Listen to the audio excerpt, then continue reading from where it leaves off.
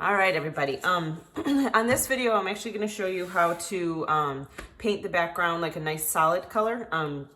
If you got your kit and it's a solid piece of wood like this and a sponge, that means that this is the directions that you should be following. So, and now I have a little tripod thing for my camera, so it makes it a little bit easier for showing instructions.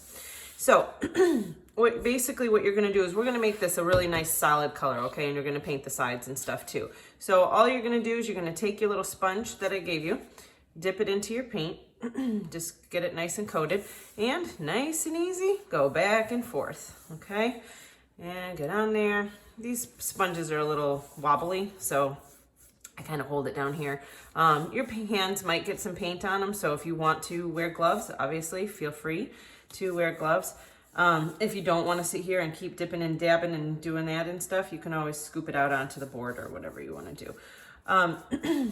Basically just nice and smooth, back and forth. These sponges too, they soak up a lot of paint. So you can even like kind of go like that and it puts out a lot of extra paint. So if you're finding that you're running a little low or that this is really, really saturated, that's a good way to get the paint to go a little bit further.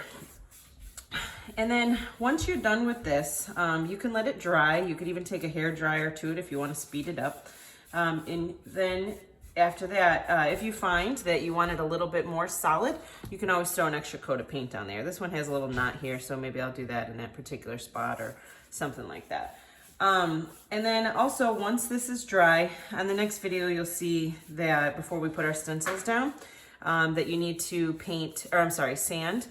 You also received a sanding piece of paper, so you'll want to do that too. Just even though it is pretty smooth, I still like to go over it a little bit just to make sure it's real nice and smooth, so that way when you put your stencil down that it's good to go. But you see, I still have a ton of paint left in here, so when I try to do that, I still need to do the sides, but I won't make you guys watch and wait for that.